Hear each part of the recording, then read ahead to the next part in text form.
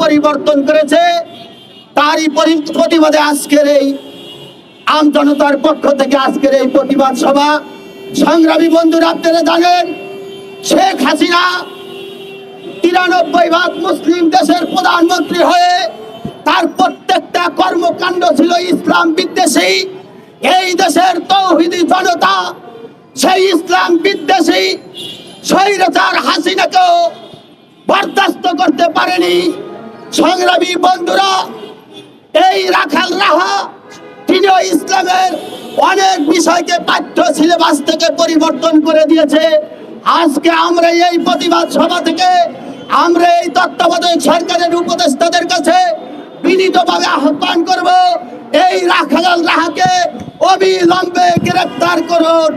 আজকে আমি সংক্ষিপ্ত বক্তব্যে হাদিসে আছে যে ধর্ম ত্যাগ করে তাকে কতল করো, তাকে মেরে ফেলো। আমি জানি না এই লোকের নাম নাকি সাজ্জাদুর রহমান ছিল, সে এখন রাখাল রাহা হয়েছে। সে কি ধর্ম ত্যাগ করেছে তাও আমি জানি না। তাস্তেমে উত্তরস্বরী বলে তাকে মনে হচ্ছে এই বাংলাদেশের স্বাধীনতাকে ধ্বংস করার জন্য 1947 সাল থেকে 1971 সাল থেকে এবং পরবর্তীতে 11 সময় থেকে ষড়যন্ত্র চলে আসছে। ভারতীয় তার ষড়যন্ত্রের মূল এবং তার দূষণ হচ্ছে আওয়ামী লীগ। ডক্টর প্রফেসর ইউনূস সরকার, ইউনূস সাহেব একজন ভালো মানুষ, কিন্তু তার হাত পা বাঁধা।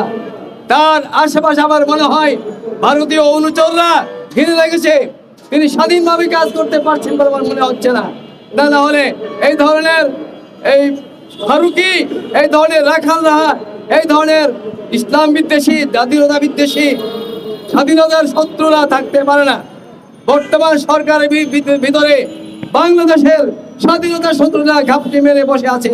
তারা হচ্ছে ভারতীয় চোর।